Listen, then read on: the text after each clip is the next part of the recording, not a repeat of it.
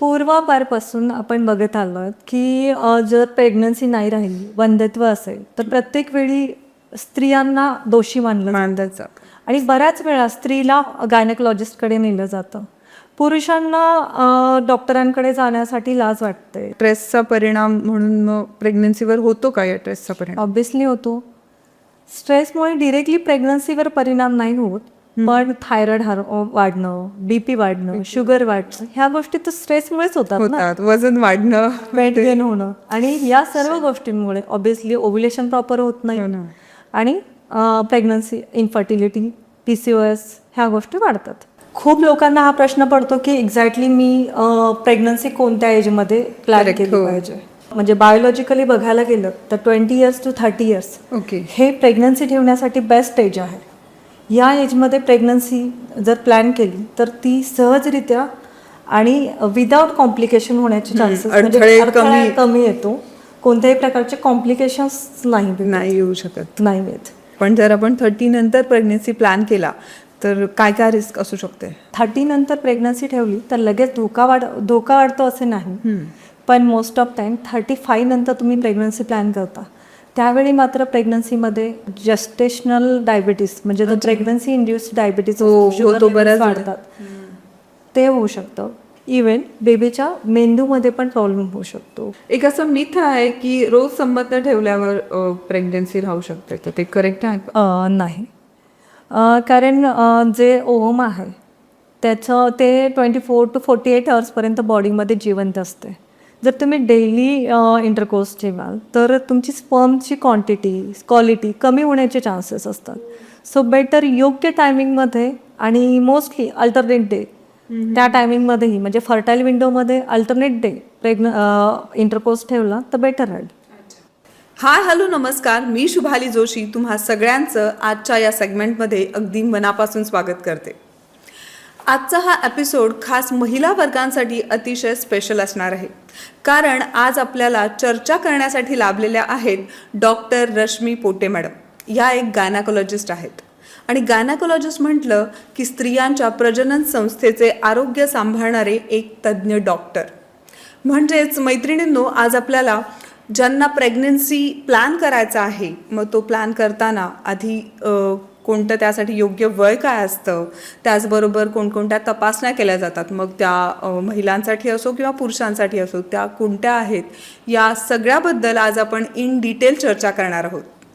तर मॅडम, सगळ्यात आधी तर तुमचं खूप खूप स्वागत. तुम्ही वेळात वेळ काढून आज इथे आलात.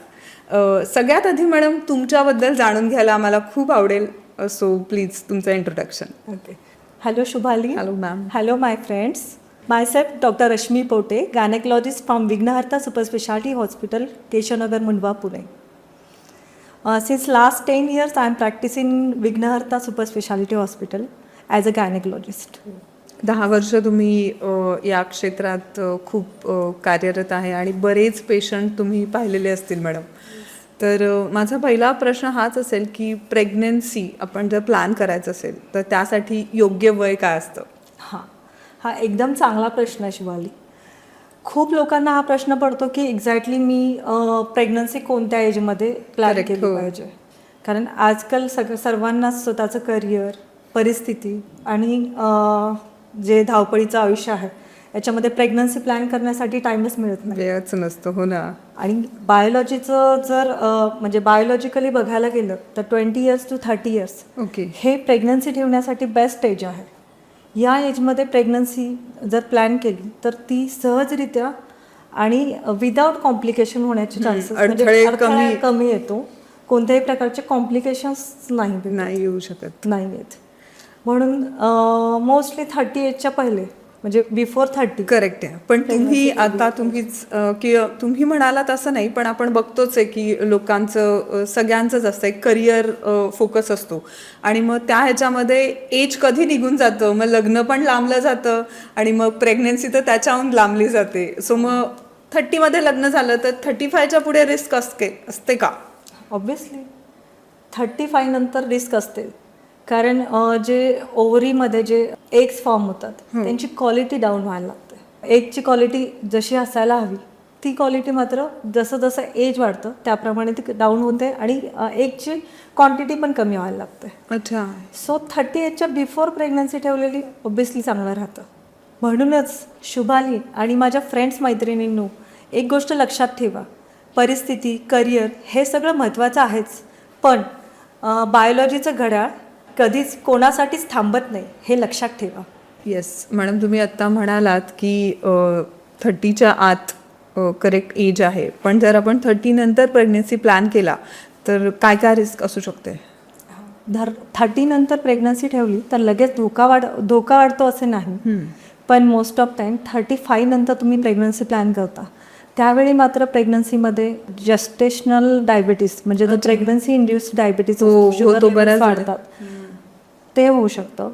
समटाईम्स प्रेग्नन्सी इंड्यूस हायपरटेन्शनही होऊ शकतं, म्हणजे बीपीचा त्रास वाढतो, जो की पहिल्यापासून आपल्याला बीपीचा त्रास नसतो, पण प्रेग्नन्सीमुळे तो बीपीचा त्रास वाढण्याचे चान्सेस असतात. इवन बेबीच्या मेंदूमध्ये पण प्रॉब्लेम होऊ शकतो, काही ॲबनॉर्मलिटीज निर्माण होतात, जसं की डाऊन सिंड्रोम, ॲबनॉर्मल बेबी जसं म्हणजे ॲनॉमलीज म्हणतो हो ना, तेही प्रेग्नन्सी 35च्या एजनंतर होण्याचे चान्सेस जास्त असतात. सो जर तुम्ही 35 नंतर प्रेग्नन्सी प्लॅन करत असाल तर प्री कन्सेप्शनल सल्ला घेणं फार गरजेचं आहे, कन्सल्टेशन करणं फार गरजेचं असेल, त्याच्यानंतरच तर मग हे सगळे धोके आपण आटोक्यात आणू शकतो ऑब्विसली. त्याच्यापूर्वी आपण काही टेस्ट वगैरे जे प्री कन्सेप्शनल ज्यावेळी तुम्ही कन्सल्टेशन करता त्यावेळी जे गायनेकोलॉजिस्ट असतात ते तुमचे बेसिक टेस्ट असतात, तुमचे ओव्हुलेशन, अच्छा ती पण एगची क्वालिटी, या सर्व गोष्टी चेक करून मग तुम्हाला सांगितलं जातं, त्यामुळे हा धोका टळू शकतो. येस. लग्नानंतर किती वेळात प्रेग्नन्सी प्लॅन करावी? शुभाली, हा क्वेश्चन भरपूर कपल मला विचारतात. हा डिसिजन कपलने स्वतः घेतला पाहिजे, घ्यायला हवा. ओके. हा डिसिजन कपल्सने स्वतः घ्यायला हवा. फक्त मी हेच सांगू शकते की जर 30 एजच्या पूर्वी जर प्रेग्नन्सी प्लॅन करत असाल आणि 6 मंथ्स 1 इयरपर्यंत प्लॅन करूनही प्रेग्नन्सी राहत नाही आहे, अशा वेळेला मात्र गायनेकोलॉजिस्टला कन्सल्ट करणं गरजेचं आहे. आणि पण जर 30 एज नंतर तुम्ही प्लॅन करत आहात आणि प्लॅन करूनही 6 मंथ्स प्लॅन करूनही प्रेग्नन्सी नाही राहत आहे, त्यावेळीही डॉक्टरांना गायनेकोलॉजिस्टला व्हिजिट करणं गरजेचं राहतं. आणि 35 एज नंतर जर प्लॅन करत असाल तर बिफोर प्लॅनिंग प्री कन्सेप्शनल कन्सल्टेशन घेणं गरजेचं आहे. वय जेवढं जास्त असेल तेवढा धोका नक्कीच वाढणार आहे. अच्छा, त्यामुळे तुमचा एज तुम्ही बघा, कोणत्या एजमध्ये प्रेग्नन्सी प्लॅन करताय त्याप्रमाणे डिसिजन घ्यायला हवं.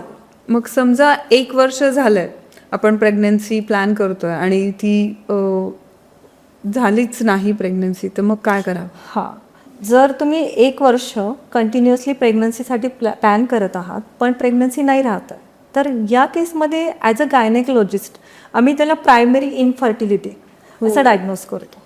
आणि याच्यामध्ये नेक्स्ट स्टेप अशी असते की दोघांच्याही तपासण्या करणं गरजेच्या असतात. त्याच्यामध्ये लेडीजच्या काही ब्लड टेस्ट केल्या जातात, सायमल्टेनियसली ओव्हुलेशन ट्रॅक केलं जातं आणि फक्त लेडीजच्याच नव्हे तर बऱ्याच वेळा इन्फर्टिलिटीचं कारण 40% जर्सही असू शकतं. अच्छा. सो त्यांच्याही टेस्ट करणं गरजेचं आहे.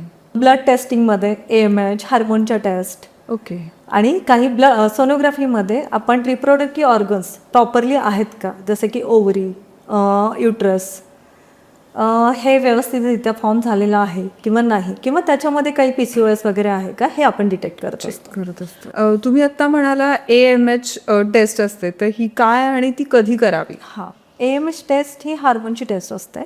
त्याच्यामध्ये आपल्याला समजू शकतं की आपल्या ओव्हरीमध्ये जे अंड्यांचे रिझर्व आहे, म्हणजे जे प्रेग्नन्सी राहण्यासाठी जे ओव्हम्स असतात, जे स्त्रीबीज आहे ते प्रॉपररित्या आहे का, त्यांची क्वालिटी कशी आहे आणि क्वांटिटी किती आहे, ओके, हे आपण AMH ची टेस्ट करून आपण त्याच्यामध्ये आपल्याला ते समजू शकतो. आणि ती टेस्ट पाहूनच गायनेकोलॉजिस्ट तुम्हाला सांगू शकतात की तुम्ही प्रेग्नन्सीसाठी पुढे किती दिवसांसाठी वेट करू शकता. ओके, ज्यांना प्लॅनिंग करायचं आहे त्यांच्यासाठी ही टेस्ट खूप महत्वाची आहे आफ्टर 35. ओके, किंवा आफ्टर 30.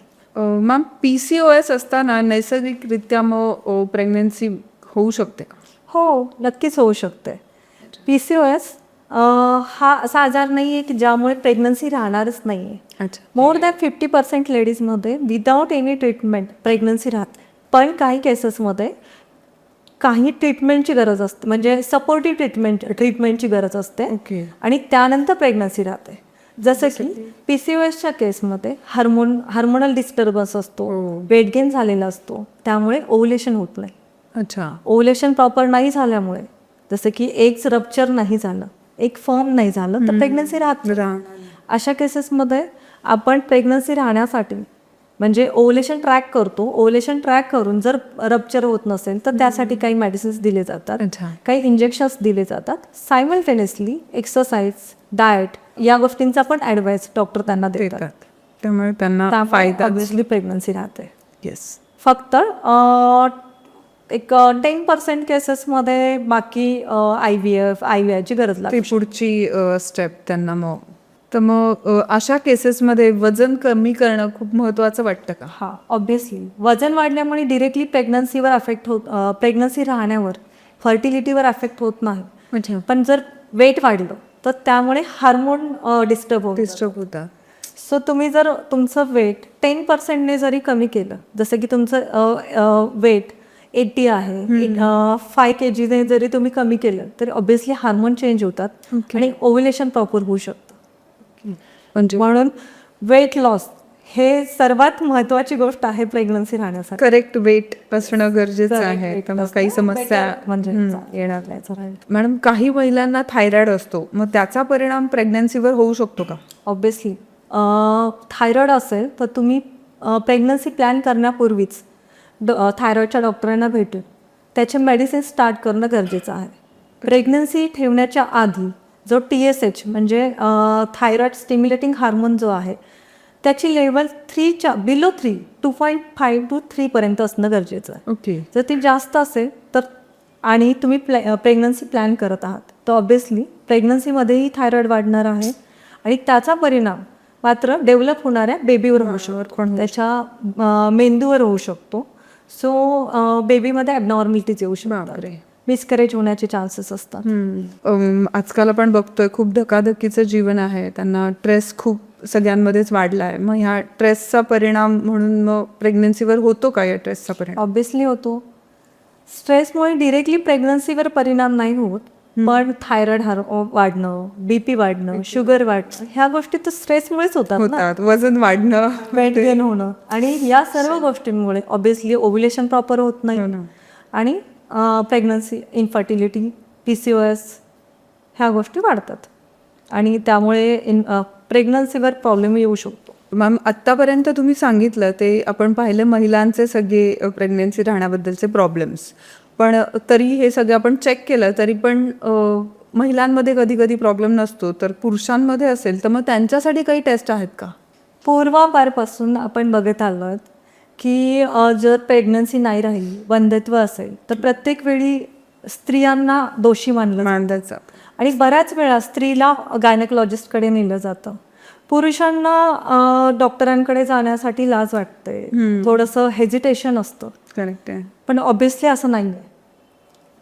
फक्त महिला जबाबदार नाहीये. इन्फर्टिलिटीसाठी जबाबदार राहत नाही.